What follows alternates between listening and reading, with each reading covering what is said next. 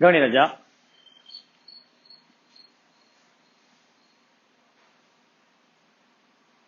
Consolidation ஓகேவா? Advance அக்கௌண்ட்ஸ்ல sure shot 20 mark, ஒரே 20 mark question ஓகேவா?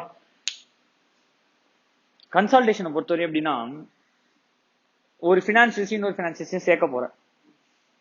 எக்ஸாம்பிள், ஏ லிமிடெட்னு ஒரு கம்பெனி இருக்கு, பி லிமிடெட்னு ஒரு கம்பெனி இருக்கு. இவனோட ரெண்டு பினான்சியல்ஸையும் சேர்த்து ஒரே பினான்சியல்ஸ் போடணும். ஏ limited will have to prepare his own separate financial statement. அவனோட ஷெட்யூல் 3 படி அவன் P&L அவன் பேலன்ஸ் ஷீட் போடணும். B limited has to prepare his own separate financial statement.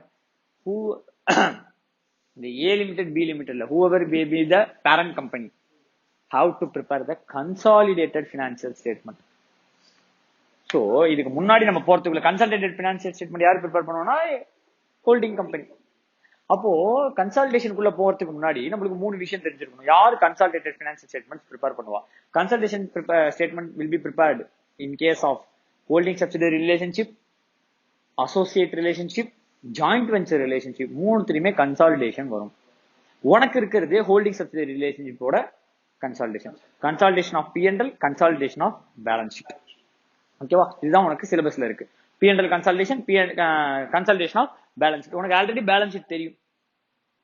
Equity and liability இந்த பக்கம் மேல, ஈக்விட்டி அண்ட் லைபிலிட்டி. அதுல first share holder fund, non current liability, current liability. அடுத்தது அசெட்ஸ்ல non current assets, current assets. இந்த heading நீங்க already படிச்சிருப்போம். இதான் balance sheet preparation.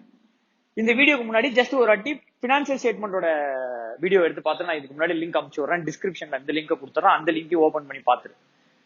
So that உனக்கு அதுல ஒரு சின்ன ஐடியா வந்துடும் பினான்சியல் ஸ்டேட்மெண்ட் எப்படின்ட்டு. அதுல இப்ப கன்சாலிடேட்டட் பினான்சியல் ஸ்டேட்மெண்ட் படிக்கிறதுக்கு முன்னாடி நான் சொல்லிடுறேன் கன்சல்டேஷன் எப்படி எப்படிலாம் வரும். Holding subsidiary, joint venture, associate. இப்போ ஹோல்டிங் சப்சிடரினா என்னன்னு தெரிஞ்சால்தான் இதை நம்ம பெட்டர் அண்டர்ஸ்டாண்ட் பண்ண முடியும். So what is holding, what is subsidiary? Holding subsidiary இது ஆல்ரெடி எங்க படிச்சிருப்பேன், லா கம்பெனி லால படிச்சிருப்பேன். Holding company, subsidiary company, AK sir சொல்லி கொடுத்துருப்பாரு உனக்கு. எனக்கு தெரிஞ்சதை நான் சொல்றேன், சரியா? ஐ எம் நாட் என்ன சொல்றது, நான் லால எக்ஸ்பர்ட், லா எனக்கு தெரியும் சொல்லக்கூடாது. அதனால எனக்கு தெரிஞ்ச நான் ஹோல்டிங் சொல்லி சொல்றேன். வாட் இஸ் ஹோல்டிங் கம்பெனி அப்படின்னு கேட்டீங்கன்னா, ஹோல்டிங் கம்பெனினா யாரு, சப்சிடரி கம்பெனினா யாரு? ஹோல்டிங் கம்பெனினா யார் ராஜா? ஆகாஷ், கம்பெனி சப்சிடரி கம்பெனி மோர் தென் 50% அப்படின்னு சொல்றேன். But actually it is not. நல்லா கவனிக்கோ, நான் கேட்கறது செக்ஷன் டெஃபினேஷன் கேட்கறேன். நான் கேட்கறது என்னது? டெஃபினேஷன். ஹோல்டிங் கம்பெனினா யாருன்னு சொல்லியிருக்கான்னு கேட்டீங்கன்னா, ஹூ ஹஸ்பண்ட்னா யாருன்னு கேட்கறான். ஹோல்டிங்கிறத நம்ம இன்னொரு மாதிரி சப்ஸ்டியூட் பண்ணிக்கலாம். ஹஸ்பண்ட், சப்சிடரிய ஒய்ஃப்னு வச்சுக்கலாம். ஹஸ்பண்ட்னா யாருன்னு கேட்கற அப்படின்னா, யாருக்கு நீ ஹஸ்பண்டா இருக்கியோ அவனுக்கு நீ ஹஸ்பண்டுங்கிறான். அவ்வளவுதான் டெஃபினேஷன். அப்போ டெஃபினேஷனே பாத்தீங்கன்னா, holding company means in relation to other company. In relation to other கம்பெனினா ஒய்ஃபுக்கு நீ யாரு? ஹஸ்பண்டுங்கிறான். அப்போ ஒய்ஃப்னா யாருன்னு தெரிஞ்சாதான் ஹஸ்பண்ட்னா யாரும் சொல்ல முடியும். அப்போ சப்சிடரி கம்பெனி டெஃபினேஷன் பார்த்தாதான் உனக்கு ஹோல்டிங் சப்சிடரியோட ரிலேஷன்ஷிப்பே புரியும். அப்போ holding company relation to other company means other company in which you are a subsidiary கம்பெனிங்கிறான். ஒரு டெஃபினேஷன், ஒரு குழப்பல் டெஃபினேஷனாவே இருக்கும் ஹோல்டிங் கம்பெனி டெஃபினேஷன்ல. அப்போ அந்த நீ சொல்றது மோர் தேன் 50%, அந்த மெஜாரிட்டி ஆஃப் போர்ட் ஆஃப் டைரக்டர்ஸோ எல்லாமே எங்க சொல்லியிருக்கான், எந்த டெஃபினேஷன்ல சொல்லியிருக்கான்? சப்சிடரி கம்பெனி டெஃபினேஷன்ல சொல்லியிருக்கான். உனக்கு வெளில இருந்து நீ பார்க்கும்போது ஹோல்டிங் கம்பெனி என்ன, 51% மேல ரைட் வச்சிருந்தாலோ ஆர் போர்ட் ஆஃப் கண்ட்ரோல் பண்ணியிருந்தாலோ அவங்க தான் ஹோல்டிங் கம்பெனி. அதான் புரிஞ்சுக்கோ. Holding company in relation to other company, holding company in relation to other company. Other கம்பெனினா யாரு? சப்சிடரி. அப்ப என்ன சொல்றான், சப்சிடரி கம்பெனிக்காக தான் ஹோல்டிங் கம்பெனியை டிஃபைன் பண்றான். வேற யாரும் இந்த டெஃபினேஷனே படிக்க கூடாது. நான் ஒய்ஃபுக்கு மட்டும்தான் ஹஸ்பண்ட்னா யாருன்னு சொல்லுவேன். அவனை பொறுத்தவரைக்கும் தான் ஹஸ்பண்ட்னா யாருன்னு சொல்லுவேன். மீது எந்த கம்பெனிக்கு ஒரு நார்மல் கம்பெனி. ஹெச் லிமிடெட்ங்கிறது ஒரு நார்மல் கம்பெனி. அந்த ஹஸ்பண்ட்ங்கிறவன் ஒரு மனுஷன் தான். எல்லாரு கணக்கும் அவன் ஒரு ஆண், அவன் ஒரு மனுஷனா தான் தெரியும். ஒய்ஃபு கணக்கு மட்டும் தான் அவன் யாரா தெரியணும், புருஷனா தெரியும். அதே மாதிரிதான் ஹோல்டிங் கம்பெனியோட டெஃபினேஷன் பாத்தீங்கன்னா, means a company relation to other company in which you are a subsidiary கம்பெனிங்கிறான். எந்த கம்பெனில நீ சப்சிடரி கம்பெனியா இருக்கியோ அந்த கம்பெனி தான் ஹோல்டிங் கம்பெனி. நீ யாருக்கு ஒய்ஃபா இருக்கியோ அவன் தான் புருஷன் தான். அப்போ சப்சிடரி கம்பெனின்ற ஒரு வார்த்தையை யூஸ் பண்ணிட்டான். அப்போ உனக்கு இப்ப யாருன்னா மீனிங் தெரியணும், ஒய்ஃப்னா மீனிங் என்னன்னு தெரியணும். தட் இஸ் சப்சிடரினா meaning. Subsidiary company in relation to other company அப்படின்னா என்ன? holding company. Subsidiary company in relation to other company. அப்ப subsidiary na யாருக்கு define பண்றான்? Holding company in which that other company hold majority of the board of directors, control the power of the board of directors more than 51% of the rights அப்படின்னு சொல்றது எந்த டெஃபினேஷன்ல? Subsidiary company definition. In other words, இப்படி சொல்லாம in other words, where a company hold more than 51% of rights in other company or control the composition of board of directors in other company, then the former is the holding, later is the subsidiary. The former is the holding, later is the subsidiary. இப்போ holding company என்ன sir? இந்த company மேல 51% வச்சிருக்கேன். அந்த கம்பெனில எத்தனை percent share வச்சிருக்கேன்? 51%க்கு மேல ஷேர் வச்சிருக்கேன். இப்போ நான் எனக்கு எந்த தகுதி கிடைச்சிரும்? இப்போ ஹோல்டிங் 20க்கு மேல கிடைச்சிருந்தா எனக்கு அசோசியேட் கம்பெனி கிடைச்சிரும். ஹெச் லிமிடெட், எஸ் லிமிடெட்க்கு நான் யாரு? எஸ் லிமிடெட்க்கு நான் யாரு? ஒய்ஃப்க்கு நான் யாரு சொல்ல முடியும்? ஹஸ்பண்டுக்கு ஒய்ஃப். அப்ப இவனை பொறுத்தவரையும் அவன் சப்சிடரி. சப்சிடரியை பொறுத்தவரையும் இவன் ஹோல்டிங் கம்பெனி. இப்போ யார் மேல பர்டன் கன்சல்டேஷன் ப்ரிப்பேர் பண்றதுக்கு? ஹோல்டிங் மேல தான் பர்டன், சப்சிடரி மேல கிடையாது. அப்போ holding company have to prepare separate financial statement of its own. Subsidiary company have to prepare separate financial statement of its own in addition to the holding company. நீ நல்லா படிச்சீங்கன்னா section 128 companies ஆக்ட்ல books of அக்கவுண்ட்ஸ்ல consultative financial statement prepare பண்ணணும்னு செக்ஷன்ல சொல்லியிருப்பான். 3வது point அதான், 3வது செக்ஷன் அடிஷனல் சப்செக்ஷன் 3ல அதான் சொல்லியிருப்பான். In case of parent company holding company prepare பண்ணணும். அப்ப separate financial statement, separate financial statement plus consolidated financial statement of its subsidiary. அப்போ இந்த ரிலேஷன்ஷிப் புரியுதா? இப்போ சப்சிடரியோட ஃபினான்ஷியல் ஸ்டேட்மெண்ட் நம்ம மெர்ஜ் பண்றது தான் இந்த கன்சல்டேஷன். சப்சிடரியோட ஃபினான்ஷியல் ஸ்டேட்மெண்ட் என்ன? P&L, balance sheet, cash flow statement, notes to அக்கவுண்ட்ஸ்ல சும்மா எழுதுறது தான். அதுல ஒன்னும் பெருசா அதுல மெர்ஜ் பண்றது பெரிய வேலை கிடையாது. நோட்ஸ் டு அக்கவுண்ட்ஸ், நம்ம சேஞ்சஸ் இன் ஈக்விட்டிலாம் பெரிய வேலை இல்லை. இது மூணு தான். அப்ப P&L consultation, balance sheet consultation, cash flow statement consolidation. இதுல P&L கன்சல்டேஷன் ஒண்ணுமே கிடையாது. P&L கன்சல்டேஷன் ரொம்ப மொக்க, ரொம்ப ரொம்ப ரொம்ப ரொம்ப மொக்க. பேலன்ஸ் ஷீட் கன்சல்டேஷன் ரொம்ப ரொம்ப ரொம்ப ரொம்ப ஒரு சிஏ இன்டர்னா, இப்போ ஒரு நீ சிஏ இன்டர்னா ஒரு அகேன்ஸ்டா போராடுவது தெரியுமா? அந்த சாப்டர்னா இதுதான். எனக்கு தெரிஞ்சு நான் மதிக்கக்கூடிய ஒரே சாப்டர் அக்கௌண்ட்ஸ்ல கன்சல்டேஷன் தான். இதை தாண்டி இதுக்கு முன்னாடினா அமல்கமேஷன்ல கொஞ்சம் ஒரு நூல் உரிவு நிறைய இருக்கும். அது நம்ம ஷார்ட் கட் எல்லாம் போட்டோம்னா பெருசா ஒண்ணும் கிடையாது. பட் கன்சல்டேஷன்ல ஸ்டில் ஷார்ட் கட் இருந்தாலும் உனக்கு அந்த systematic way, understanding of the concept, அதை பார்த்தோன்னே தான் சொல்ல தெரியற வரைக்கும் கன்சல்டேஷன் நீ போடுவ. ஆனா அந்த கிரிப்பு கிடைக்காது. ஓகேவா? உன் புக் ஆன்சர் போட்டு போனா எக்ஸாம்ல எழுதி போட்டு டக்குன்னு வந்துடலாம், அது வேற விஷயம். பட் கன்சல்டேஷன்ல கிரிப்பு வரதுக்கு கொஞ்சம் நிறைய பிராக்டிஸ்ன்றதை விட அண்டர்ஸ்டாண்டிங் தேவை. சரி, நான் சொல்றேன், வார்த்தையை கொஞ்சம் கொஞ்சமா போவோம். சோ இப்போ அதை தவிர உனக்கு இதான் தெரிஞ்சிருக்கும். Holding company S1 subsidiary. Subsidiary company holding 51% in other company. Even subsidiary of subsidiary company. இவன் யாரு? Subsidiary of subsidiary company. Is subsidiary of holding company. அப்போ holding company how to consolidate S1, S2. S2 டைரக்டா consolidate பண்ண முடியாது. S2 books S1 ஓட consolidate பண்ணணும். இப்போ S1 S2 books சேர்ந்துரும். அந்த S1 S2 புக்ஸ் சேர்த்து ஹெச்க்கு போடணும். புரியுதா என்ன சொல்றேன்ட்டு? இது நம்மளுக்கு கிடையாது, அது நம்மளுக்கு கிடையாது. ஏன்னா இது வந்து ஃபைனல் சிலபஸ். ஏன்னா எல்லாத்தையும் இங்கே சொல்லிட்டா ஃபைனல் என்ன படிப்பேன்? ஆக்சுவலா கன்சல்டேஷனே final syllabus. Last old syllabus இன்டர்ல கன்சல்டேஷன் கிடையாது. நியூ சிலபஸ் இன்டர்ல கொஞ்சம் பேசிக் கான்செப்ட் வந்து கீழே வச்சுட்டான். சரி, கவனி. அதே மாதிரி subsidiary of subsidiary is the subsidiary of holding company. கரெக்டா? Holding of the holding company is the holding of the subsidiary company. எப்படி இவன் இங்க இருந்து பார்த்தா சப்சிடரி ஆஃப் தி சப்சிடரி, இங்க இருந்து பார்த்தா ஹோல்டிங் ஆஃப் தி ஹோல்டிங். இவன் H1, இவன் H2. Holding of the holding is the holding of the subsidiary. இது வந்து நான் ஆல்ரெடி உங்களுக்கு தெரிஞ்சிருக்கும். இப்போ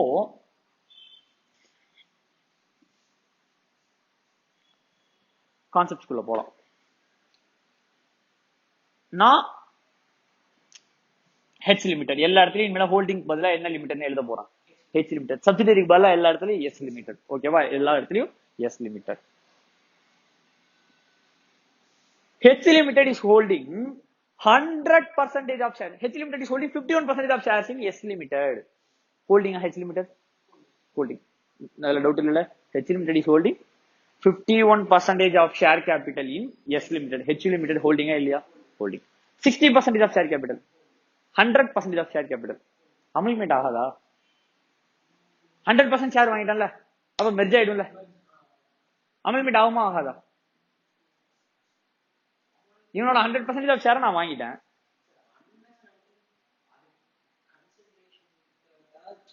கன்சிடரேஷன் கொடுத்தா அவனோட ஷேரை வாங்கியிருப்பேன். இவனோட ஷேர் நான் சும்மா காசு கொடுப்பேன், எனக்கு கொடுப்பானா? கொடுக்க மாட்டான். இவனோட ஷேரையும் நான் மார்க்கெட்ல கன்சிடரேஷன் கொடுத்து தான் வாங்கியிருக்கேன். இப்போ H limited S limited merge பண்ணி விட்டுலாமா? அமல்கமேஷன் போட்டுடலாம். 100% சப்சிடரி 100% ஷேர் வாங்கிட்டல. எஸ் லிமிடெட் 100% ஷேர் யார்கிட்ட இருக்கு? அப்ப யார் ஓனர்? H limited. அப்ப ஹெச் லிமிடெட் தான் ஓனர். எஸ் லிமிடெட் அப்படியே அமல்கமேட் பண்ணிட வேண்டியதானே, மெர்ஜ் பண்ணிடலாம். இல்ல பர்ச்சேஸ் மெத்தட்ல போட்டுடலாம், ஏதோ ஒரு மெத்தட்ல போட்டுடலாம்ல. போட்டுடலாமா போட்டுற முடியாதா? இது நிறைய பேருக்கு, சில பேருக்கு நல்லா தெரிஞ்சிருக்கும், சில பேருக்கு தெரிஞ்சிருக்காது. இந்த மாதிரி 100% வச்சிருந்தா நான் 100% ஹோலி ஓன்டு சப்சிடரி. அது பேர் என்ன? Wholly owned subsidiary. நான் என் பொழப்ப பார்ப்பேன், அவன் அவன் பொழப்ப பார்ப்பான். ஆனா அவனோட ஓனர் நான், அவ்வளவுதான். இந்த இடத்துல அமல்கமேஷன் பேச்சே வராது. அமல்கமேஷனா அவனை வாங்கி என் கம்பெனியோட மெர்ஜ் பண்ணி அந்த கம்பெனியை டிசால்வ் பண்ணிடுவேன். இந்த கம்பெனி நான் சொல்லியிருக்கேன் அமல்கமேஷன் சாப்டர்ல, ஃபர்ஸ்ட் சாப்டர்ல சொல்லியிருக்கேன். இவங்க 2 பேரும் மெர்ஜ் ஆகி போய் ஹெச்எஸ் லிமிடெட்னு ஒரு கம்பெனி ஃபார்ம் ஆக போகுதுன்னா, இது லிக்விடேட்டட், இவனோட 2 அசெட்டையும் ஹெச்எஸ் லிமிடெட் வாங்கிட்டான்னு சொல்லியிருக்கேன். இவன் 2 பேரும் இவன் அவன் பர்ச்சேஸ் பண்றான்னா அவன் லிக்விடேட் ஆகுறான், அவனோட அசெட் ஹெச் லிமிடெட் வாங்கியிருக்கான்னு சொல்றேன். 100% ஷேர் வாங்கியிருந்தா இவன் இருப்பான் இவனோட வேலையை பார்த்துட்டு, அவன் இருப்பான் அவனோட வேலையை பார்த்துட்டு. அவனோட ஓனர் இவனோட ப்ராஃபிட் இவனுக்கு. மத்தபடி அவன் தனியா அவனோட எக்ஸிஸ்டன்ஸ்ல இருப்பான், நான் தனியா என்னோட எக்ஸிஸ்டன்ஸ்ல இருப்பேன். இதுதான் 100% ஹோலி ஓன்டு சப்சிடரி. இந்த கான்செப்டையும் அமல்கமேஷன் கான்செப்டையும் கன்ஃபியூஸ் பண்ணிக்காத. அமல்கமேஷன் தான் 100% வாங்கிட்டு எனக்கே இருந்துச்சு. நான் இன்டர் படிக்கும் போது, ஃபைனல் படிக்கும் போது, நான் சிஎம்ஏ ஃபைனல் படிக்கும் போது ஹோலி ஓன்டு சப்சிடரினா அமல்கமேஷன் தானே பண்ணணும்னு நான் டவுட் கேட்டேன். அசிங்கமா இருந்தது. நீ எந்த இடத்துலயும் அந்த டவுட் கேட்டக்கூடாது. ஏன்னா எனக்கு தெரியாது, ஆப்வியஸா லா தெரியாது எனக்கு. அப்போ ஹெச் லிமிடெட் எஸ் லிமிட்டோட 100% ஷேரை வாங்கினாலும் அவன் யார் கிடையாது, அமல்கமேட் ஆக மாட்டான். அவனை நான் அக்வயர்லாம் பண்ணல, அவனோட ஓனர்ஷிப்பை நான் வாங்கி வச்சிட்டு இருக்கேன். ஹெச் லிமிடெட் என்ன வாங்கி வச்சிருக்கான்? அவனோட ஓனர்ஷிப்பை வாங்கியிருக்கான். அப்போ ஓனர்ஷிப்பை வாங்கியிருக்கும் போது இவன் பிசினஸ் பார்ப்பான், அவனோட பிசினஸ் பார்ப்பான், அவனோட ப்ராஃபிட் இவனுக்கு, அவன் தனியா ரிப்போர்ட் பண்ணணும், இவன் தனியா ரிப்போர்ட் பண்ணணும், இவன் கன்சல்டேட் பண்ணணும். It's not amalgamation. அமல்கமேஷன் என்ன? ஹெச் லிமிடெட் அவனோட ஷேர் ஹோல்டருக்கு செட் இவனோட ஷேர் ஹோல்டரா மாத்திக்கணும். அவனோட கம்பெனி டிசால்வ் ஆகணும், லிக்விடேட் ஆகணும், இவனோட கம்பெனியும் லிக்விடேட் ஆகணும். இன் கேஸ் ஆஃப் மெர்ஜர், அக்விசிஷனா இருக்கு, அவனோட கம்பெனி லிக்விடேட் ஆகி அவன் அசெட் இவன் வாங்கிடுவான். இவன் 2 பேர் சேர்றானா 2 ஹெச்எஸ் லிமிடெட் புது கம்பெனியை போட்டு அவன் 2 பேருக்கு இவன் வாங்கிடுவான். அந்த கான்செப்ட் இங்க வராது. புரியுதா ராஜா? As long as S limited in existence, அவ யாரு? சப்சிடரி. எக்ஸிஸ்டன்ஸ் போயிடுச்சு சேர்றாங்கன்னா அமல்கமேஷன்.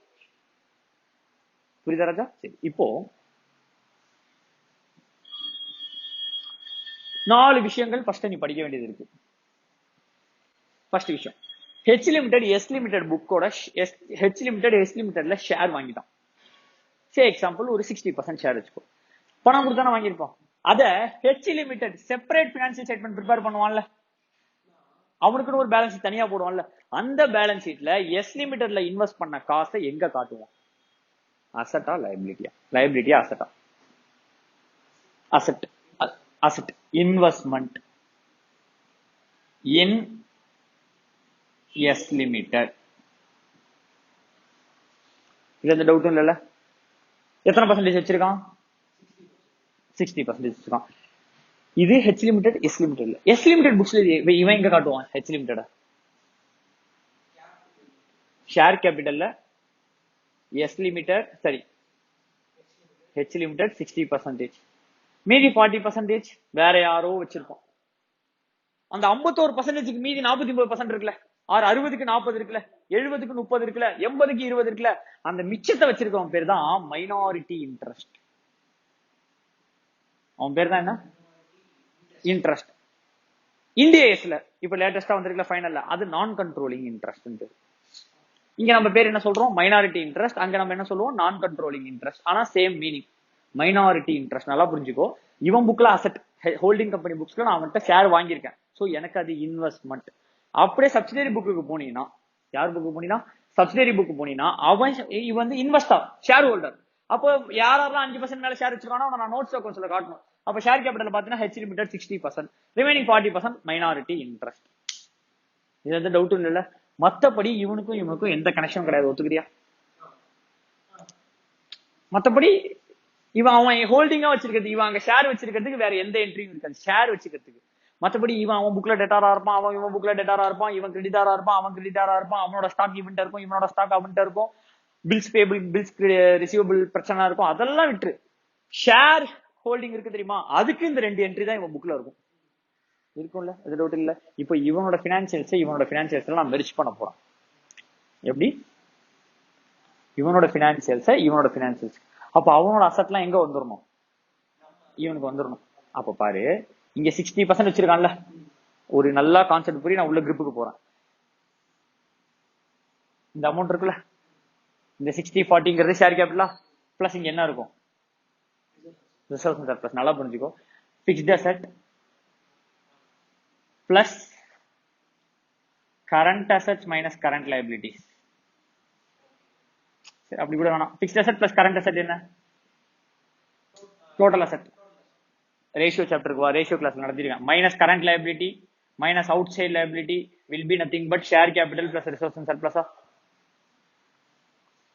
இவனோட பிக்ஸ்ட் அசெட் இங்க போட்டுருவேன், இவனோட கரண்ட் அசெட் இங்க போட்டுருவேன், இவனோட கரண்ட் லைபிலிட்டி இங்க போட்டுருவேன், இவனோட அவுட்ஸ்டாண்ட் அதர்ஸ் நான் கரண்ட் லைபிலிட்டிய இங்க போட்டுருவேன். அப்ப மிச்சம் இருக்கிறது என்னது? ஷேர் கேபிட்டலும் ரிசர்வ்ஸ் அண்ட் சர்ப்ளஸும் தான் இங்க வரல. ஆல்ரெடி இங்க வர வேண்டியது இந்த இடத்துல இன்வெஸ்ட்மெண்ட் இருக்கு, இதை என்னோட பேலன்ஸ் ஷீட்ல இருந்து தூக்கிடுவேன். இங்க 60% இன்வெஸ்ட்மெண்ட் இருந்துச்சுல, அதை தூக்கிட்டேன். அதுக்கு பதிலா 100% அசெட் எடுத்து வந்து போட்டேன். இந்த 60% இன்வெஸ்ட்மெண்ட் இருந்ததுல, இதை தூக்கிட்டு அவனோட 100% ஆஃப் த அசெட்டையும் 100% ஆஃப் த லைபிலிட்டியும் போட்டேன். அப்ப நானே அவன்கிட்ட எவ்வளவுதான் வச்சிருந்தேன்? 60% தான். ஆனா எனக்கு மோர் தென் 51ங்கிறதுனால அவனை நான் கன்சல்டேட் பண்ணணும். சோ அவனோட 100% ஆஃப் த அசெட் என் அசெட்னு போட்டேன், அவனோட 100% ஆஃப் த அதர் லைபிலிட்டி ஏ லைபிலிட்டின்னு போட்டேன். இப்ப பேலன்ஸ் ஷீட் இடிக்குமா இடிக்காதா? என்ன இடிக்கும்? Minority interest. அது ஏன் பேலன்ஸ் ஷீட்ல மைனாரிட்டி இன்ட்ரெஸ்ட் போட்டு 40%.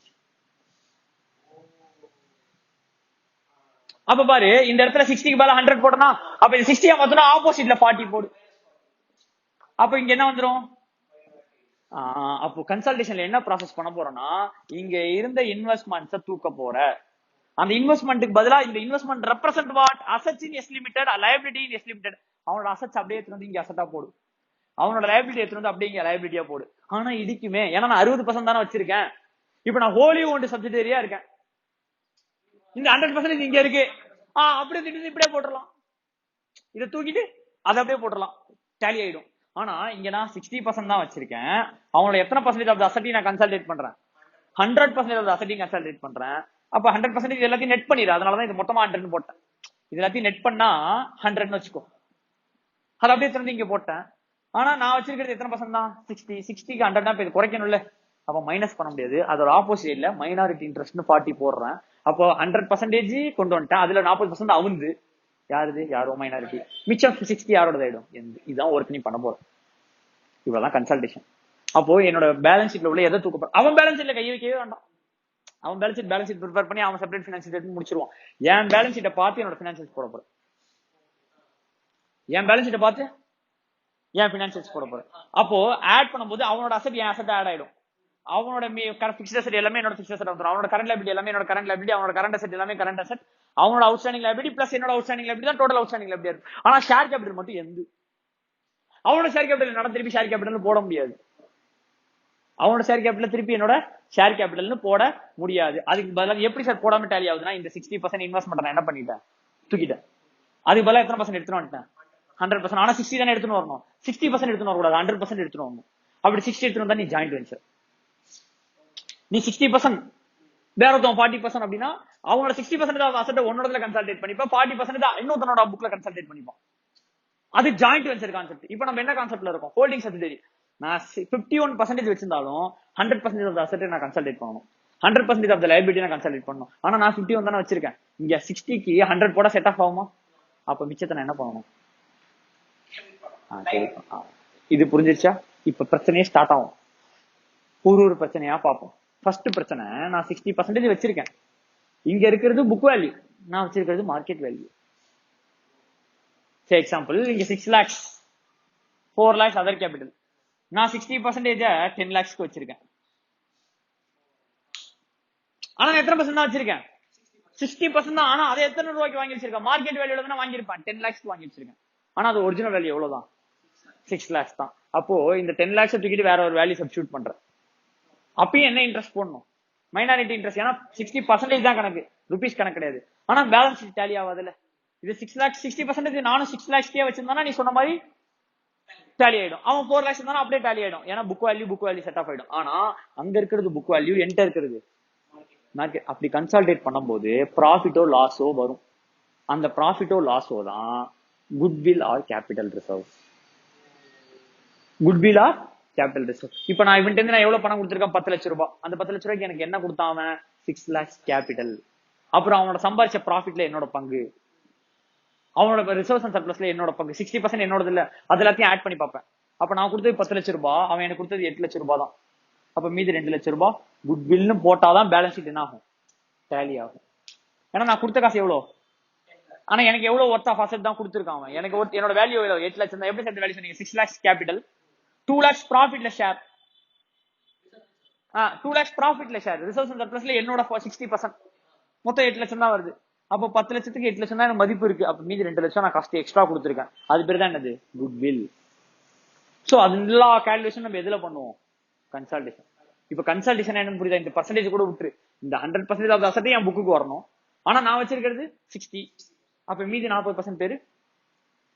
அப்ப நான் எப்படி போட்டு பேலன்ஸ் ஷீட் டேலி பண்ணுவேன்?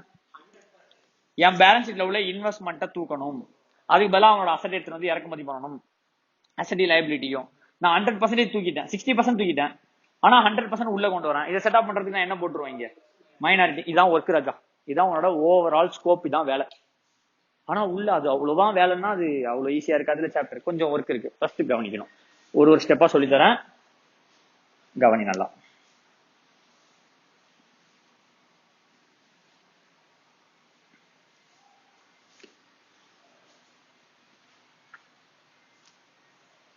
கவனி. First step, holding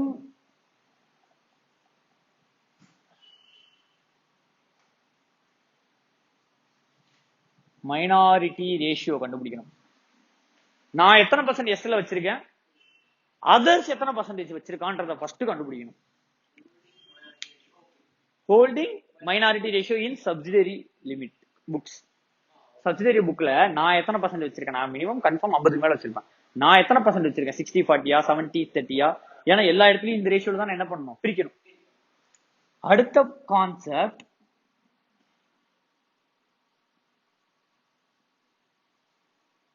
capital profit. அடுத்த கான்செப்ட் ரெவென்யூ ப்ராஃபிட். அடுத்த கான்செப்ட் மைனாரிட்டி இன்ட்ரெஸ்ட். அடுத்த கான்செப்ட்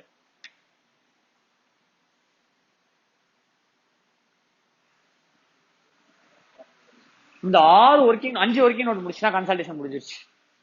இந்த 5 பத்தி நான் அண்டர்ஸ்டாண்டிங் கிளியரா வந்துருச்சுன்னா கன்சல்டேஷன் ஓவர். ஃபர்ஸ்ட் என்ன கொடுத்திருக்கேன்? Holding minority ratio. ஏன்னா எந்த இடத்துல பிரிக்கணும்னாலும் எதுல பிரிப்ப? ஹோல்டிங் மைனாரிட்டி ரேஷியோல தான் பிரிக்கணும், ஈக்குவலா தான் பிரிக்க கூடாது. அப்ப எல்லா ப்ராப்ளத்திலுமே என்ன கண்டுபிடிச்சிடணும்? ஹோல்டிங் மைனாரிட்டி ரேஷியோ கண்டுபிடிக்கணும். ஹோல்டிங் மைனாரிட்டி ரேஷியோல நிறைய இடத்துல பொடி இருக்கும், அந்த பொடியை நான் அப்புறம் சொல்லி தரேன். இப்போதைக்கு ஹோல்டிங் மைனாரிட்டி ரேஷியோ ஃபர்ஸ்ட் 60யோ 40யோ 70யோ 30யோ 90யோ 10 100 0 கூட இருக்கலாம். கரெக்டா இருக்கா? ஹோல்லி ஓன்டு சப்சிடரியா கூட இருக்கலாம், அது விட்டுரு. கேபிட்டல் ப்ராஃபிட்னா என்ன, ரெவென்யூ ப்ராஃபிட்னா என்ன? உனக்கு ஆல்ரெடி தெரியும். What is capital profit, what is revenue profit. Capital profit, revenue profit உன்னோட ஆபரேஷன்ல இருந்து ஏர்ன் பண்ணா ரெவென்யூ. அதர் பேலன்ஸ் ஷீட் ஐட்டம்ல இருந்து நீ ப்ராஃபிட் பார்த்தா அது capital profit. Other balance sheet ஐட்டம்ல இருந்து நீ கேபிட்டல் ப்ராஃபிட் பார்த்தா அது என்ன ப்ராஃபிட்? Capital profit. கரெக்டா ராஜா? நான் ஆல்ரெடி இந்த ஃபினான்சியல் ஸ்டேட்மெண்ட் சாப்டர்லயே கேபிட்டல் ப்ராஃபிட்னா என்ன, ரெவென்யூ ப்ராஃபிட்னா என்ன நடத்திருப்பேன். What is capital reserve, what should all be credited, what should all be டெபிட்டட்னு சொல்லி வீடியோ போட்டிருப்பேன். அந்த வீடியோ திருப்பி ஒரு வாட்டி பார்த்துட்டு தான் அந்த சாப்டர் நீ பார்க்கணும். டிஸ்கிரிப்ஷன்ல லிங்க் இருக்கும். இப்போ கேபிட்டல் ப்ராஃபிட், ரெவென்யூ ப்ராஃபிட் தான் பெரிய விஷயமே. இந்த பிரச்சனையே இங்க தான் ஸ்டார்ட் ஆகுது. ஏன்னா அவனோட அசெட் இவனோட அசெட்டா போட்டுடலாம், அவனோட லைபிலிட்டி இவனோட லைபிலிட்டி. ப்ராஃபிட் என்ன பண்றதுன்னா பிரச்சனை. அந்த ப்ராஃபிட் யாரு கொடுக்கறது? சப்சிடரி புக்ல பிக்ஸ்ட் அசெட் இருக்கும், கரண்ட் அசெட் இருக்கும், கரண்ட் லைபிலிட்டி இருக்கு, அதர் லைபிலிட்டிஸ் இருக்கு. இது பிரச்சனையே இல்ல. இதுக்கான பிரச்சனை பின்னாடி சொல்றேன். Share capital reserves and surplus. Reserves and சர்ப்ளஸ்ல P and L, general reserve, இது ரெண்டும் இருக்கும். இந்த ப்ராஃபிட் இவன் புக்ஸ்க்கு எப்படி கொண்டு போறது? இந்த ப்ராஃபிட் யாராருக்கு தெரியும்? இந்த ப்ராஃபிட் யாரோட? ஷேர் ஹோல்டருக்கு. ஷேர் ஹோல்டர்ல ரெண்டு விதம் இருக்கான், ஹோல்டிங் இருக்கான், மைனாரிட்டி இருக்கான். அப்ப ரெண்டு பேருக்கும் பிரிக்கணும். இப்ப என்ன தெரியுமா பிரச்சனை? இதோட நேச்சர் கேபிட்டல் நேச்சரா ரெவன்யூ நேச்சரான்னு சொல்லணும். இது கேபிட்டல் ப்ராஃபிட்டா ரெவன்யூ ப்ராஃபிட்டான்னு சொல்லணும். எது? இங்க இருக்கிற ரிசர்வ்ஸ் அண்ட் சர்ப்ளஸ். சரி, எப்படி சொல்றது? இந்த P and L general reserve என்ன ப்ராஃபிட்?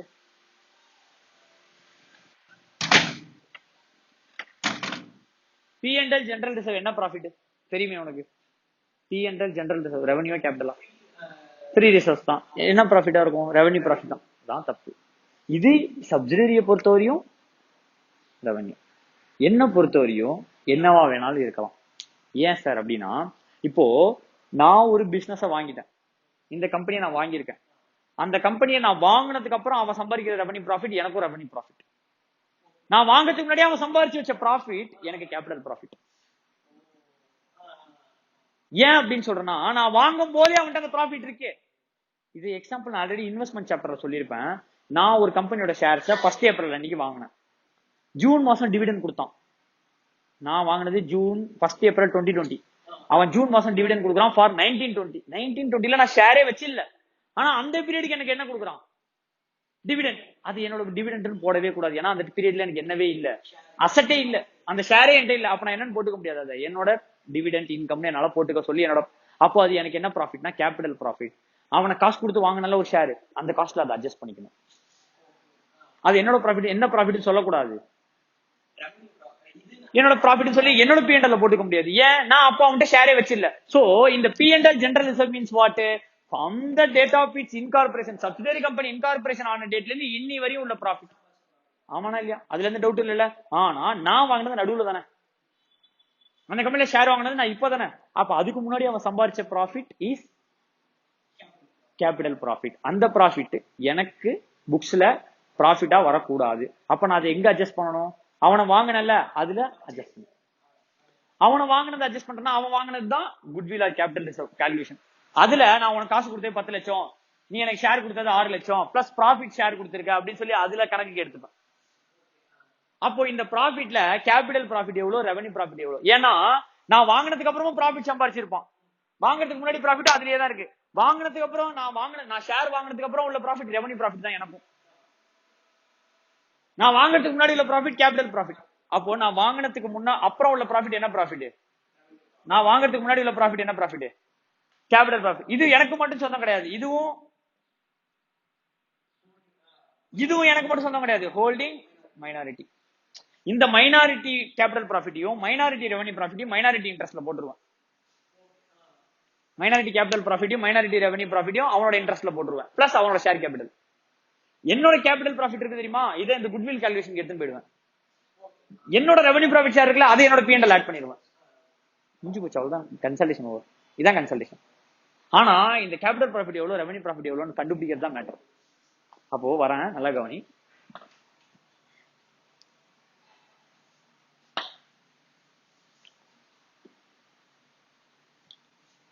சப்சிடரி புக்ல ஷேர் கேபிட்டல், அதுல ஹோல்டிங் இருக்கும், மைனாரிட்டி இருக்கும், reserves and surplus, example P&L and general reserve. இந்த P&L ஜெனரல் ரிசர்வ் ஹோல்டிங்க்கும் உண்டு, மைனாரிட்டிக்கும் உண்டு. இந்த ஹோல்டிங்க்கு ஒரு ஷேர் இருக்கும் அதுல. இதுல மொத்தத்துக்கும் ஹோல்டிங் தான். அந்த ஹோல்டிங் புக்ல என்னோட P&L அதை ஆட் பண்ணிக்க முடியாது ரிசர்வ்ஸ் அண்ட் சர்ப்ளஸா. ஏன் ஆட் பண்ண முடியாது? Because there is some profit involve included in this amount where அந்த ப்ராஃபிட் பேர் என்ன? Pre acquisition profit. அது பேர் என்னது? Acquisition profit. இப்போ இந்த P&L ரிசர்வ் பேலன்ஸ் இருக்குல்ல, இது balance sheet 31st March 2020 and 31st March 2020 அன்னைக்கு உள்ள பேலன்ஸ் ஷீட். இது means what? From the date of its incorporation till 31/3/2020 the company balance is P&L balance இவ்ளோ, general reserve balance இவ்ளோன்னு அர்த்தம். அதுல உனக்கு எப்படி கொடுப்பான்னா during the year profit கொடுத்துருவான். இந்த during the year எக்ஸாம்பிள் வந்து இது 2 லட்சம் ரூபான்னு வச்சுக்கோ, இது 1 லட்சம் ரூபான்னு வச்சுக்கோ. during the company earned a profit of 1 lakh or 75,000 ரூபாய். இப்ப நீ கேபிட்டல் ப்ராஃபிட் எவ்வளவுன்னு கண்டுபிடிக்கணும். என்ன கண்டுபிடிக்கணும்? அப்போ ரொம்ப சிம்பிள். இந்த 2 லட்சமும் 1 லட்சமும் இப்ப எவ்வளவு இருக்கு? அப்ப லாஸ்ட் இயர் பேலன்ஸ் ஷீட்ல இது 2,25,000 இருந்திருக்கணும். ஒத்துக்கிறியா? எப்படி? இந்த 2,25,000 இருந்தாதான் பிளஸ் இந்த 75,000 ஆட் ஆகி அந்த 3 lakhs வரும். அப்போ closing P&L plus closing general reserve 2 lakh 1 lakh minus profit for the year போட்டா opening P&L plus opening GR. கரெக்டா? 2 plus 1 3 minus 2,75,000 போட்டா என்ன வந்துச்சு? Same way closing P&L closing GR minus opening P&L opening GR is equal to profit for the year. கரெக்டா? இங்க 225 3 minus 225 என்ன வந்துரும்? 75,000 வந்துரும். இப்போ உனக்கு தெரிஞ்சிச்சு. உனக்கு டேட்டா இது கொடுத்திருந்தான், அதர் டேட்டா இது கொடுத்திருப்பான் ஆர் இது கொடுத்திருப்பான். இது எப்படி கொடுப்பான்னா 125 1 lakhன்னு கொடுப்பான். ஆட் பண்ணா 225. ஒன்னு இது கொடுத்திருப்பான் ஆர் இது கொடுத்திருப்பான். நீ 3 நம்பர் கண்டுபிடிச்சிடலாம். இப்போ அக்விசிஷன் டேட் 1419 இருக்கலாம், 1619 இருக்கலாம், 11019 இருக்கலாம், எந்த டேட்டா வேணா இருக்கலாம்ல. அப்போ 1419 to 1320 தான் உனக்கு ஃபினான்சியல்ஸ். இதுல அக்வயர் பண்ண டேட் அசியூம் இந்த டேட் வச்சுப்போம். அக்வயர் 1419 பண்ணிட்டான்.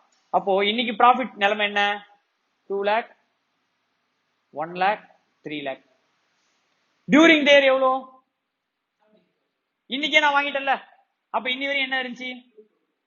2,25,000. அப்போ டோட்டல் ப்ராஃபிட்ல 2,25,000 இஸ் கேபிட்டல் ப்ராஃபிட். மீதி இருக்கிற 75,000 is revenue profit. Capital profit will be shared between holding and minority in ratio. Revenue profit will be shared in minority. இந்த minority share எங்க போயிடும்? minority interest போயிடும். இந்த holding share ஒரே இடத்துக்கு போகாது. இந்த ஹோல்டிங் ஷேர் கேபிட்டல் ப்ராஃபிட். நான் சொல்லியிருக்கேன் இன்வெஸ்ட்மெண்ட் டிவிடெண்ட் ஷேர் வாங்குறதுக்கு முன்னாடி உள்ள பீரியட்ல டிவிடெண்ட் அதை நான் என்ன அட்ஜஸ்ட் பண்ணிக்கணும்? ஷேரோட காஸ்ட்ல அட்ஜஸ்ட் பண்ணிக்கணும். சேம் வே இந்த கம்பெனியை வாங்கினது ஒரு காஸ்ட் போடுவல, அதுல நான் என்ன பண்ணிக்கணும்? இதை செட் அப் பண்ணிக்கணும். இது என் P&L போயிடும். டவுட் இல்ல? என்னைக்கு வாங்கியிருந்தா? நான் வாங்கினது 11019 டியூரிங் த பீரியட். அடிச்சது ஆப்பு இங்க வாங்கியிருக்கேன். அப்போ இது ஃபுல்லாவே கேபிட்டல் ப்ராஃபிட் தான். 2,25,000 பிளஸ் இந்த பீரியட் வரைக்கும் கேபிட்டல் ப்ராஃபிட். இதுக்கப்புறம் அப்ப இந்த டேட்ல என்ன ஸ்டேட் இருக்கோ அது வரையும் என்ன ப்ராஃபிட்? Capital profit. அப்போ எப்படி கண்டுபிடிக்கணும்னா, உனக்கு ஓப்பனிங் தெரியும், க்ளோசிங் தெரியும்.